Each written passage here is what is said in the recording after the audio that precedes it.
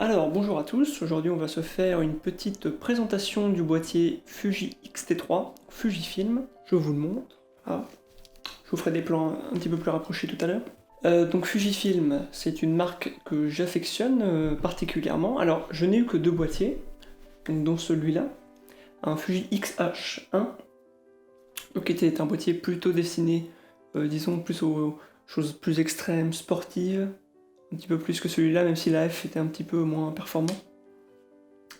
Et donc moi je suis plutôt dans une utilisation vidéo et photo, mais voilà, dans un but moins à long terme, moins professionnel. Donc voilà, avoir le XH1 ou le XT3 en termes de photo, je vous le dis, même ça sera dit dans un test que je ferai plus tard, c'est la même. Voilà, si vous voulez les photos, ce sera les mêmes photos. Il y a des comparatifs très faciles à trouver sur internet de gens qui font des photos avec une exposition de moins 5 EV, plus 5 EV. On voit tout de suite que le bruit est le même. Vraiment, à très très peu de choses près, le bruit est le même. Alors, vous allez me dire, pourquoi Fuji a fait ce boîtier si les photos sont exactement les mêmes? Eh bien tout simplement, déjà, le boîtier, en termes d'ergonomie, alors je vais essayer de vous montrer, le boîtier n'a rien à voir. Ici on est sur un grip court, c'est pas le plus court qu'on peut trouver, hein. Il y a toujours vraiment des appareils photo qui n'ont pas de grip, quasi inexistant. Ici il y en a quand même un petit. C'est sûr que par rapport à un boîtier donc comme le XH1, où on a un vrai grip, on peut mettre vraiment toute la main comme ça, on peut le tenir, là je le ferai pas, mais on peut le tenir voilà, à bout de doigt comme ça sans avoir peur qu'il tombe. Bon, après il faut être un petit peu aventurier, mais voilà, il y en a qui le font, hein. Moi j'ai un peu du mal. Et donc celui-là, on perd du grip, alors effectivement ça peut être embêtant pour la prise en main sur du voilà, un temps assez long. Mais bon, on va dire que ça dépend vraiment de l'utilisateur, voilà, c'est vraiment subjectif. Alors ce boîtier, pourquoi aussi il a été fait? Vous allez me dire, en dehors du XH1, pas de question. Et bien en fait c'est un boîtier qui est hautement, disons que la vraie différence, elle est au niveau de la vidéo. Fuji a pas un ADN vraiment vidéo en fait à la base. Ils ont commencé, on va partir du XT2. XT2 c'était un boîtier photo. En vidéo c'était du 1080p, je crois 60 fps. Je sais plus s'il y avait de la 120, du 120 fps. Faudrait que je vérifie. Je mettrai sur le montage. Et du coup, bon, bah, là on se dit Fujifilm, bon c'est photo quoi, même historiquement, bah, c'est la pellicule. Même s'ils faisaient même s'ils faisaient de la pellicule de film, bon, Fuji ça sonne plutôt comme comme de la photo. Renforcé d'ailleurs par le moyen format qui est plutôt un truc de photo studio, tout ça. Et donc ce boîtier, eh bien, il a un ADN fortement vidéo, parce que depuis le XH1, Fujifilm s'est dit, bon bah peut-être qu'on va mettre un petit peu de budget sur la vidéo, parce que à partir du XH1, on a eu l'arrivée de la 4K, une belle 4K, à 200 mégabits seconde, donc ça fait 25 mégabits, voilà, ça fait 400 mégabytes, 200 mégabytes et 25 mégabits par seconde. Alors si vous voulez savoir à quoi ça correspond, 25 mégabits par seconde, c'est à peu près le débit d'un Blu-ray, donc voilà, c'est pas mal, si on compare.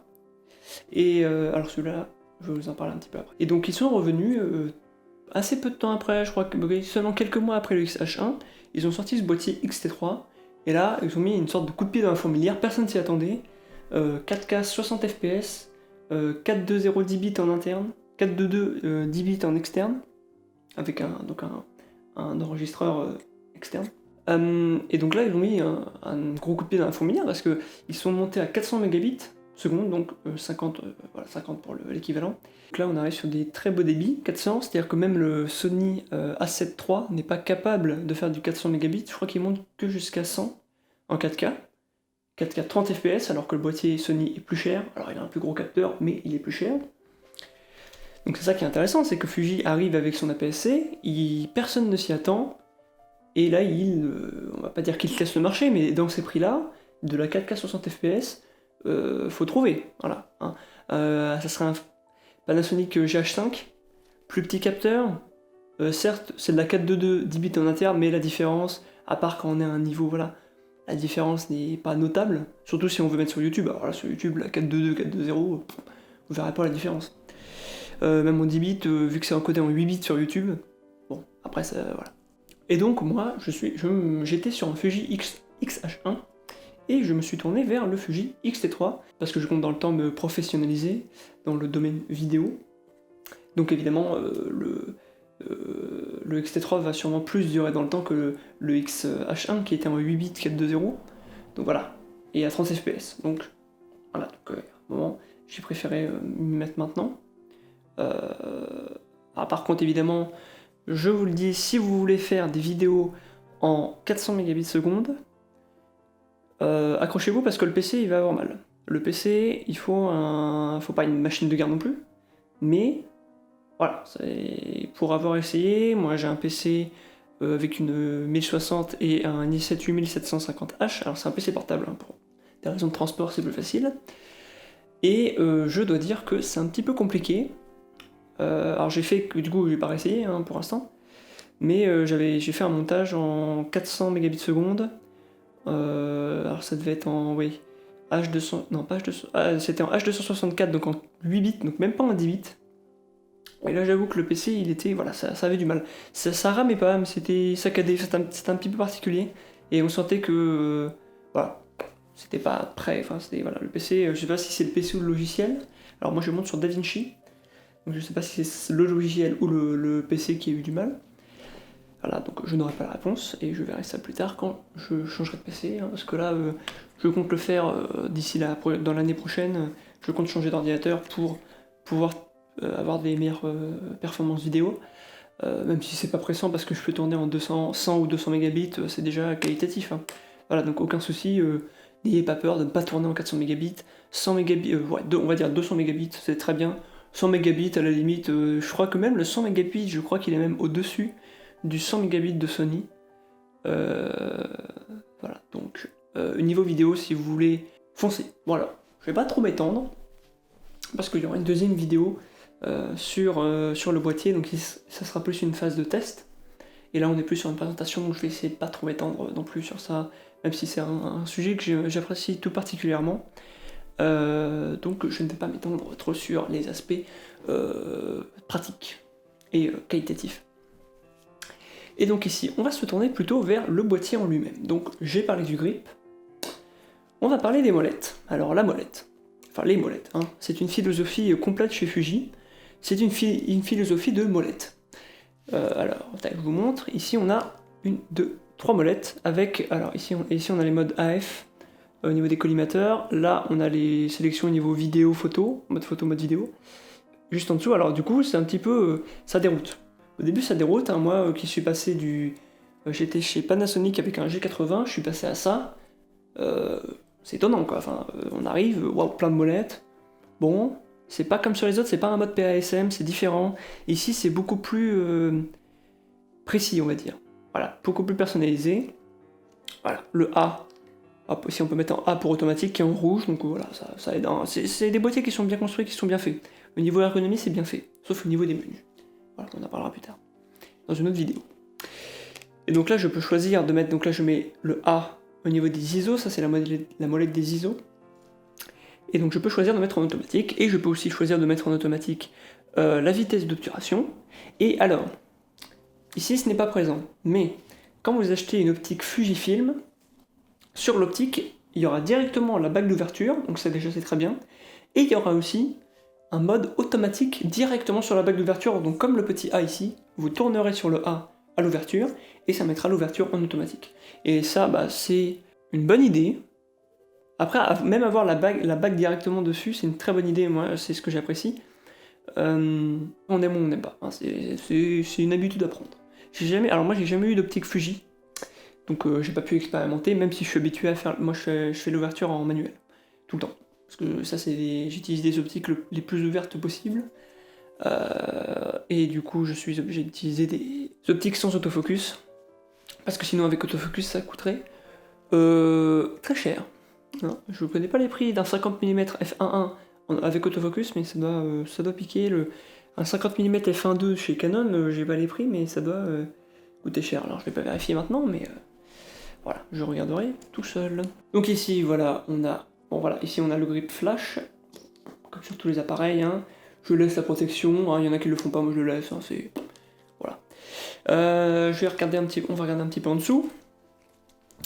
Pas de vis. Bon, jusqu'ici, pas de problème. Ici, les connecteurs, si j'arrive à l'enlever, pour les pins pour le grip. Alors parce qu'il y a un grip qui peut être vendu séparément. Je crois qu'il coûte aux alentours de 300 €. Et vous pourrez mettre 2 batteries dedans. Alors c'est bien, bon, les grips je trouve ça un petit peu cher. Et puis le grip, si on n'a pas l'utilité de faire des photos en mode portrait, parce qu'on a un deuxième déclencheur du coup sur le côté, pour le tenir comme ça, avec un déclencheur ici, donc voilà, c'est plus facile. Je pense qu'un grip en fin de compte, ça pose plus de problèmes que ça n'en résout, parce qu'on a... Alors certes, l'autonomie des Fuji n'est pas exemplaire, n'est pas exceptionnelle, mais elle est suffisante. Hein. D'ailleurs, je vous montre un petit peu la trappe batterie après. Mais je pense qu'un grip, pour en avoir un sur le XH1, ça rajoute du poids, et ça donne pas envie de prendre le boîtier.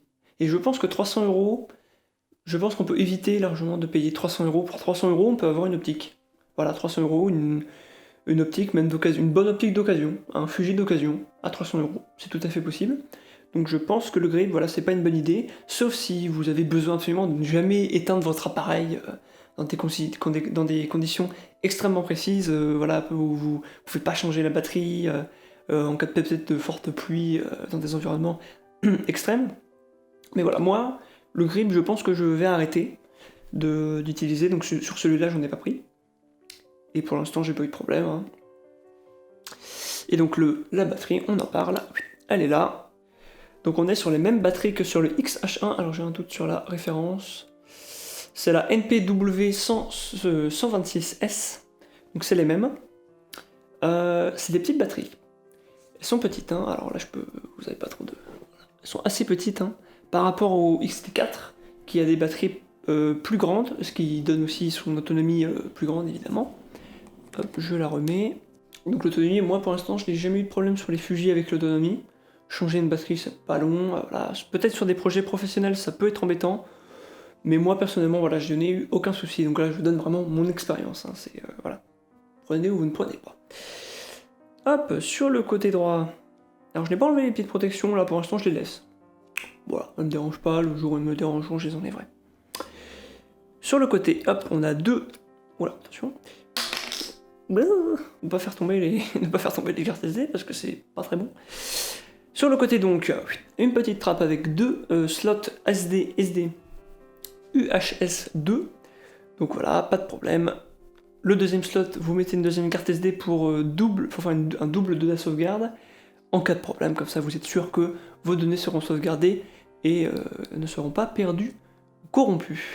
Et ça, c'est bien. Moi je ne m'en sers pas, mais je sais que ça peut servir. Tac, de l'autre côté, alors j'ai mis la sangle. Alors la sangle qui n'est pas la même que sur le Fuji XH1, qui est moins épaisse. Bon, voilà. Voilà. Ça m'a pas dérangé plus que ça, mais c'est vrai que c'est dommage, hein, parce que j'ai un petit attrait pour les accessoires sur les appareils photo. Enfin bref. Sur le côté gauche, on a un USB type C pour recharger l'appareil. Donc ça c'est utile pour le recharger pendant qu'on l'utilise, ça c'est bien. Donc voilà, problème d'autonomie peut être en partie résolu, ce qu'il n'y avait pas sur le XH1, voilà, c'est très bien. Un mini HDMI pour les enregistreurs externes ou juste les moniteurs externes, voilà, donc utile aussi, si vous avez besoin. Donc c'est plutôt pour la vidéo. Hein. Et vous avez, je vous montre là mais je vais vous mettre un autre plan, et vous avez deux connecteurs jack. Donc un micro et un casque, pardon. Il me semble que ce truc-là est retirable, que le cache est retirable. Alors je ne l'ai pas fait, mais je ne le ferai pas sûrement, mais voilà. En cas de besoin, je vous le dis, c'est retirable. L'écran, alors l'écran, hop, je vous l'allume. L'écran. Alors c'est un écran, bon voilà, de taille standard, voilà, on n'est pas sur un petit écran, c'est un écran standard. Il est tactile, le tactile j'en parlerai dans la prochaine vidéo, mais bon c'est pas incroyable, hein, je m'en sers pas, voilà, honnêtement je m'en sers pas. Il y en a qui s'en servent pour l'autofocus, mais comme je le dis, moi je fais que de l'AF manuel, parce que je suis en vidéo, donc l'AF manuel c'est le plus... c'est ce qui est recommandé, de toute façon, c'est le plus simple. Et donc l'écran, voilà, c'est un bon écran, voilà, pas de souci de ce côté-là, hein. De toute façon aujourd'hui on a rarement des mauvais écrans sur les appareils, hein. À moins que la marque fasse vraiment n'importe quoi. Le viseur, bon viseur, voilà, bon. Moi, je ne fais pas de photographie très précise, et donc, vu que je ne suis pas forcément très exigeant comme un professionnel, le viseur me suffit amplement. Voilà. On a un dégagement qui est un petit peu, alors selon Fujifilm, qui est un petit peu plus élevé que d'habitude, un petit peu plus grand que d'habitude, donc ce qui ferait que le nez ne toucherait pas l'écran. Bon,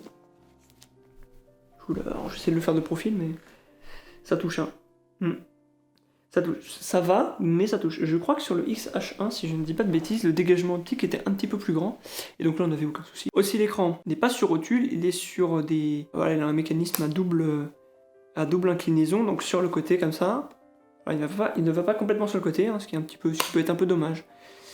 Et hop, il peut être mis comme ça ou comme ça. Je le remets.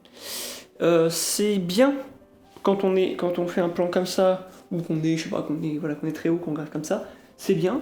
La rotule, c'est vrai que ça peut être regrettable, qui est sur le XT4. La rotule, quand on a un moniteur, on s'en fiche.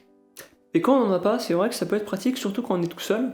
Moi qui fais des fois quelques petits essais tout seul, c'est vrai que j'aurais aimé avoir la rotule quand je veux faire un plan, surtout moi qui utilise des focales, des objectifs très ouverts, au 50 mm, donc là on obtient un bokeh et une profondeur de champ très faible, donc là c'est vrai qu'un écran sur rotule aurait peut-être été plus simple. Voilà, mais ils ont corrigé ça sur le XT4, voilà. C'est bien, voilà, ils ont fait ce qu'il fallait, hein, ils ont réglé ça. Hop, derrière, on a la molette de vitesse d'obturation. Devant, normalement, c'est l'ouverture du diaphragme, mais là, voilà, là c'est en manuel, hein, donc ce bouton ne me sert strictement à rien. Le déclencheur, que je trouve mieux que sur le XH1. Sur le XH1, je trouvais que la mi-course était moins... on la ressentait moins, ce qui pouvait poser problème... ou de peur de prendre une photo ou d'allumer la vidéo. Voilà, là, entre la mi-course et le déclenchement, il y avait trop peu, et c'était trop peu, voilà, on ressentait moins. Du coup, on pouvait par erreur prendre une photo ou commencer une vidéo, ce qui pouvait être embêtant, ou alors même prendre une vidéo et ne pas se rendre compte qu'on l'avait allumé, et enfin voilà, ça peut poser problème. Et là, alors là, je le trouve mieux. Hein. Il est plus petit, voilà, je le trouve bien. Au niveau du bruit, voilà, je vais le dire maintenant, au niveau du bruit, c'est un bruit classique, hein, c'est plus fort que sur le XH1, parce que le XH1 avait un déclencheur, enfin voilà, avait fait tout un système avec des ressorts, tout ça, pour réduire le bruit, ce qui marchait. Hein, c'est vrai qu'on a celui-là, on entend tout de suite la différence, mais le bruit, il fait pas un bruit monstre. Hein. C'est pas comme un Nikon 5600 où on appuie et là, oui, non, là ça fait un barouf d'enfer. Mais bon, voilà, tant mieux pour eux. Ah oui, j'ai oublié de parler de la molette d'exposition. Alors moi je ne m'en sers pas du tout, parce que j'utilise pas l'exposition automatique. Donc, pour ça je pourrais m'en servir, hein, mais voilà, on sait jamais, un jour je m'en servirai peut-être. Voilà, le correcteur d'exposition, si on souhaite avoir des photos qui seront plutôt, voilà, elle est un peu dure, qui seront un petit peu sous-exposées par rapport à la normale, ou surexposées. Voilà, je la trouve un peu dure, hein. Elle est un peu dure. Les autres molettes sont très bien, ah oui aussi, il y a des petits blocages, et là on peut plus bouger, ça c'est bien, voilà, c'est bien pour éviter. Aussi, on vous le donne, le réglage de la dioptrie, qui est bien parce qu'elle ne peut pas se dérégler toute seule. C'est que là, voilà, j'arrive pas à tourner, en fait il faut la lever, alors c'est très simple, je pense c'est... Alors faut le savoir, hein, parce que quand on le sait pas, bon, voilà, mais quand on le sait, effectivement c'est vrai que c'est pratique. Et là on règle, alors, je vais pas l'air de régler, mais là on règle, on appuie, c'est bloqué, pas de problème. Voilà, pour la monture, alors la monture une Fuji X, évidemment, la monture propriétaire de Fuji, qui n'a pas un grand parc optique.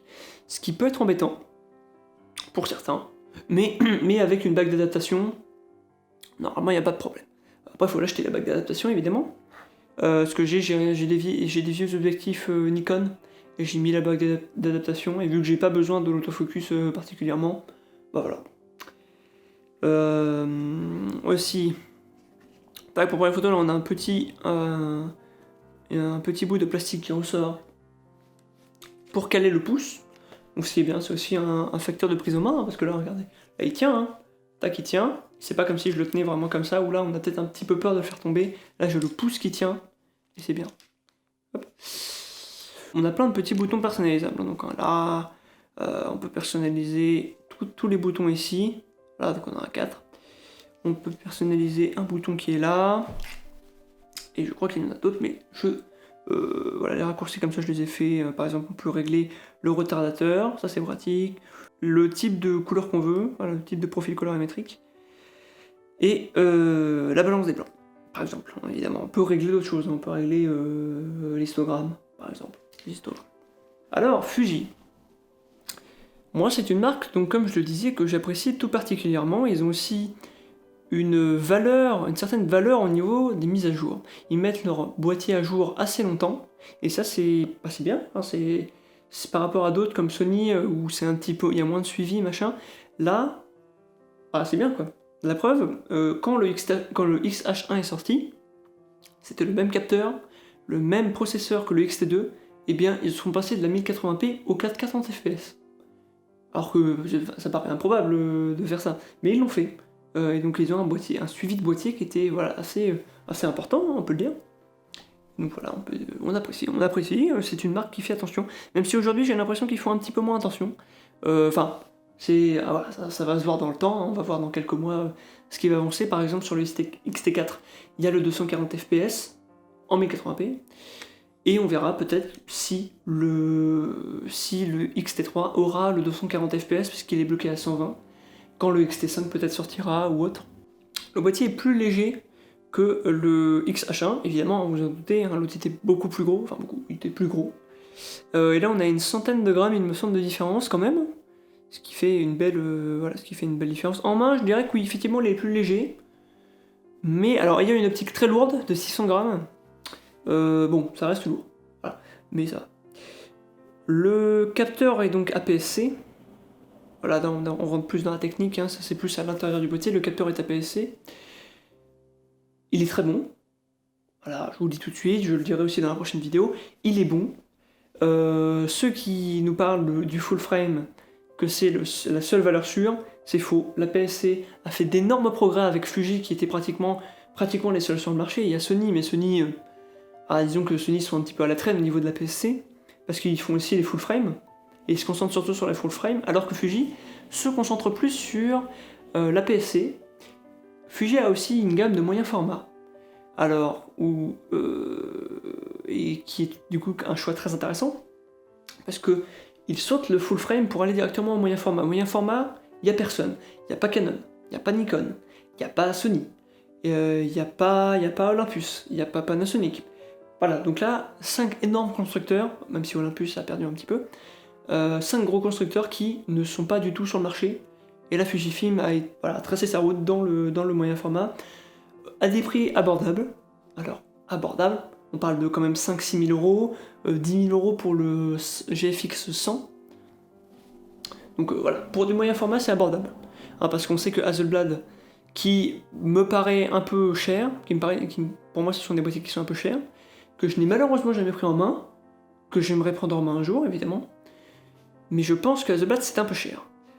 C'est réservé à des gens qui ont des besoins très particuliers et qui sont prêts à mettre ce prix, donc de 20-30 000 euros, enfin des prix exorbitants, là-dedans. Hein, sachant qu'Hasselblad, les obturateurs ne sont même pas dans le boîtier. Alors je sais pas si c'est dans tous, mais je sais que dans certains Hasselblad, il n'y a pas d'obturateur, l'obturateur est dans l'objectif. Alors ça paraît étonnant, hein, mais c'est possible, je ne savais pas que ça se faisait. Donc sur le segment des APS-C, Fuji a une route toute tracée.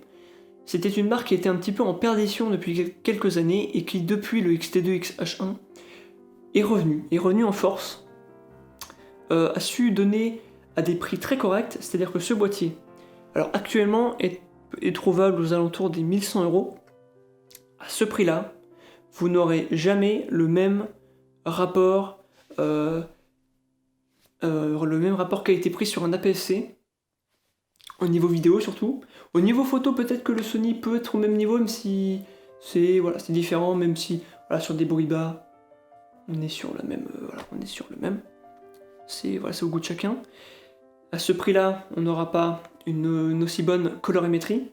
Les tons Ils sont très bons chez Fuji. Évidemment, ils font ça depuis des années, donc c'est évident que voilà. Et Sony était un petit peu à la traîne, même si avec le Sony A7S III, ils sont revenus un petit peu dans la course. Et donc aujourd'hui, je dois dire que Fuji est je dirais, la meilleure marque d'APS-C et le roi de l'APS-C. Je vais l'éteindre. Et je pense que s'il continue dans cette lancée, je ne changerai pas de boîtier, enfin je ne changerai pas de marque, je veux dire, avant un moment. Hein. J'espère ne pas me tromper, j'espère avoir bien choisi ma marque. J'étais chez Olympus au début, Olympus a malheureusement perdu un peu la course, en termes de vidéo, en termes de photos ils sont encore là, mais voilà. Panasonic est en train de délaisser ses micros 4 tiers. Donc après on sait pas, peut-être que le GH6 est dans les cartons, donc peut-être que ça viendra. Après ils sont passés sur le full frame, qui n'a pas très bien marché, mais qui avait de bonnes promesses, avec des prix un peu élevés, mais des performances qui étaient là. Mais voilà, pas d'APS-C. Sur l'APS-C, il n'y a personne. L'APS-C, Sony, Fuji, personne d'autre. Si, il y a Canon, ah oui, non, il y a Canon et Nikon, mais bon, on va pas se mentir, Canon et Nikon, ils sont un petit peu hors jeu au niveau de l'APS-C. Sony est encore là, mais sinon, voilà, je pense que c'est un peu perdu pour eux. Vous pouvez ne pas être d'accord, mettez si vous voulez en commentaire votre avis là-dessus, sur quelle marque est un petit peu dans l'APS-C ou même dans les autres formats, le king un petit peu.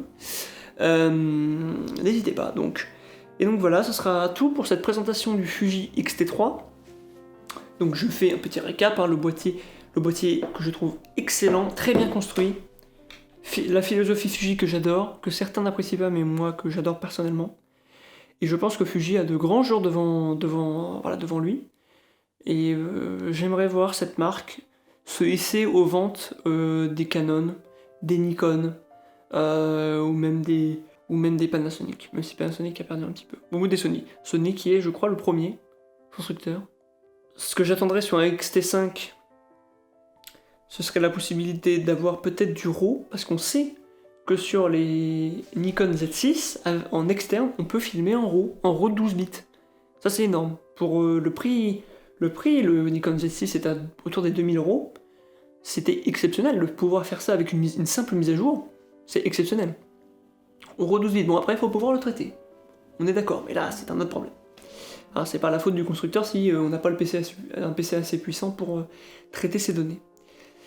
Et donc voilà. Donc ce boîtier, je l'adore. Si vous avez aimé la présentation, si vous voulez peut-être des vidéos sur des précisions, sur certains aspects. Alors je ne sais pas si je ferai un test complet sur le boîtier ou si je ferai un petit peu par partie.